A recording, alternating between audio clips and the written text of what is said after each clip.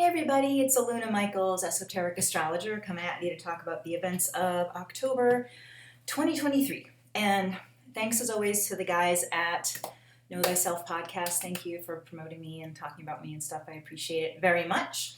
Okay, so I know everyone's very excited about the eclipses and everything, but want to talk about some other things first. And by the way, maybe just starting with the eclipses. The first eclipse on the 14th, the solar eclipse, is called a pulse. And then the lunar eclipse later in the month is partial. So these aren't like the hugest things ever. They're not total eclipses, but they're definitely energies to work with, okay? And they weave into some other things going on this month.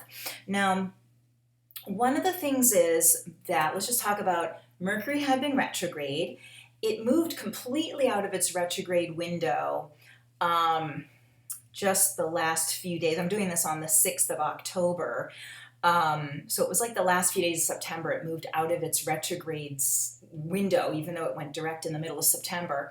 And what's happening on, let's see, that was Thursday, just yesterday. It finally moved into Libra. So Mercury's retrograde, going back and forth in Virgo for a long time. So it's fresh mental energy because these smaller planets aren't really designed to stay in one sign for so long. So it's like your mind can be, you might find you're more untangled than usual, or that you have been. Also, Venus went retrograde in Leo, and that went direct at Labor Day. But this weekend on Saturday the 7th, Venus goes out of the retrograde section that it had been going back and forth over, and it goes out of Leo into Virgo, and that's going to be on the 9th. So again, fresh energy, like Venus only usually stays in a sign for a month, kind of like Mercury does. So when they've been in there for so long, like Venus since June, Mercury had went into Virgo in the end of July. So it's like, phew. So there's just fresh energy. And the whole Venus-Mercury clearing out those energies, there's been a lot of people, wondering about relationships and seeing, this big theme of that Venus retrograde is like, is this relationship fitting my value system? And because it's Leo, it's like, is there space for me in this relationship? And making sure there's not just a one-way energy in relationships and setting up mutuality. And that theme's going to be continued throughout October because of so many things being in Libra and even that eclipse being in Libra. So on that note, one of the things happening is, I forgot one more thing that folds into all of this. The planet Pluto is going forward. Now, Venus, let's say Mercury, goes retrograde 3 times a year. It's retrograde for 3 weeks. The outer planets go retrograde once a year and direct once a year. Pluto being one of those for sure. So as Pluto is sitting still, because it's going to go forward on the 10th of October, people can feel really bleak when Pluto is sitting there. You can just feel like nothing I do is making a difference, or just kind of dark thoughts and stuff. And Pluto, the first few days of October, is squaring Mars in Libra. And Mars is like Pluto's little brother. And so there can be a lot of pent-up energy, of course, because the Venus is moving out of its cycle.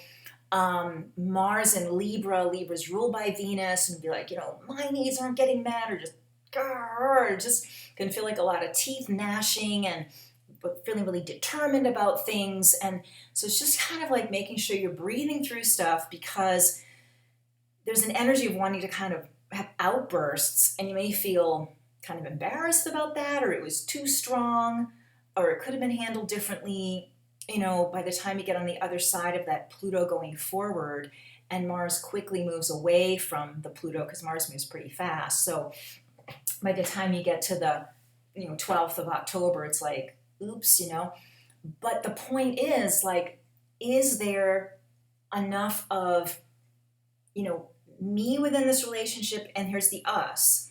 And so a lot of the tension has been about for the past few months. So making sure you're not having codependent patterns, but making sure your heart's also open to the bonding, and that's such a delicate balance. So the Mars squaring the Pluto's like that, creating that tension and sort of ensuring that balance of me and us and you and us, you know. So the eclipse that happens on the 14th, we have the sun and moon together, for those of you who care, at 21 degrees of Libra. And then Mercury, which is the thinking planet, communication planet, is close by, also in Libra. And then it's opposite, all three of those are opposite Chiron.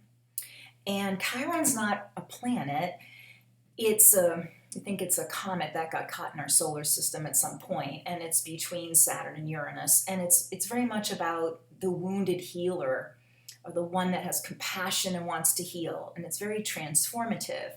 So we've got all those, you know, the sun, moon, and Mercury opposing Chiron, and then the sun, moon, and Mercury also will square Pluto. So the Mars has moved out of the way, and it's moved along, and then here's the eclipse squaring Pluto as well. And it's all about, you know, another thing I was thinking about that eclipse is because the planet's being in Libra, it's a lot about self-love, you know, and self-appreciation and breaking patterns of attacking yourself, which could be that Chiron opposing those planets. So that could be about eating disorders, body image things, feeling if you're attractive or not, the compare and despair stuff of social media and all that stuff. You know, Chiron is like, boy, this is hurtful, and how do I make space in myself to appreciate who I am and how I am?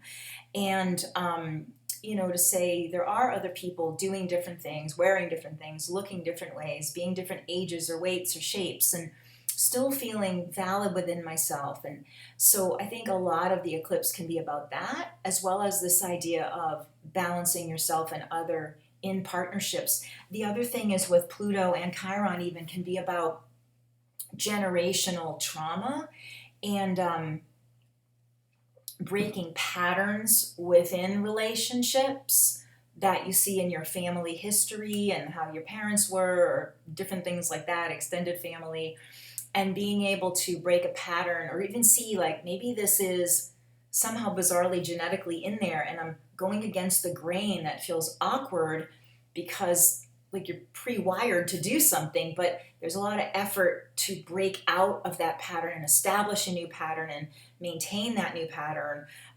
So that eclipse can really help with that. So the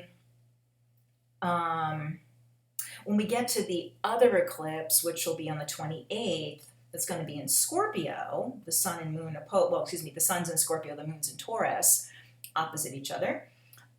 Mercury, again, the way you think and express yourself is with the sun, and then Jupiter with the moon. And Jupiter makes it easier, and you can see the results of hard work. So I think that all of this stuff about the relationships and feeling your own joy within and self-appreciation, all these themes, and I feel like the end of October, just like I did it, or this new growth pattern, you know, might still be on training wheels, but it's moving, you know, and you see like, wow, this feels different to be this way. This is paying off, you know, so that's also really great. Mars also will go into Scorpio, and that is on the 12th.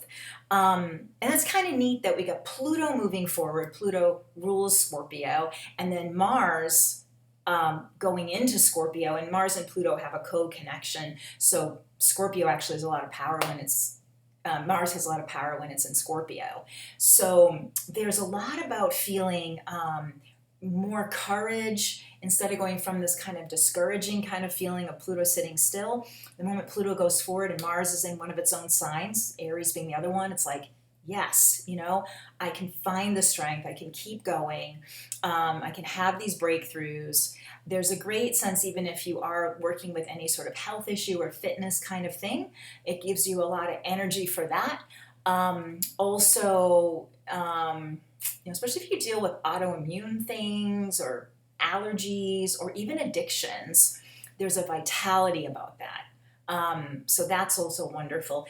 Sexual relationships can have a resurgence or a reconnection, a deeper level of trust that helps to kind of go to a more spiritual level in the sexual energy. Oopsie, sorry, phone call. And that is a landline that's ringing, by the way, from my office. So that's another thing there. Potential spam, it says. Okay, so I'll also mention, we're going to talk more about this in November, but the planet Saturn also is slowing down to go forward at the end of the month. And that also is about like reaping rewards. So when we shift into that middle, late part of October, there's a lot about all that hard work has been worth it. You see the efforts, you know, the results of all the efforts panning out. So there you go. So, okay, if you'd like to get a session with me, best to not do through YouTube. Sometimes I don't get those messages or at all. So you can call me, text me at 248-583-1663. The number's below my video, and that is the cell phone, not the landline. You can email me through my website, alunamichaels.com. I also have my little astrology book that is on Amazon Kindle, the spiritual gifts of the 12 astrological signs. So let me know if I could do anything for you, do a session, answer any questions. Have a great month. You deserve all the hard spiritual work you've been doing. And so bye-bye for now, and I'll see you next month.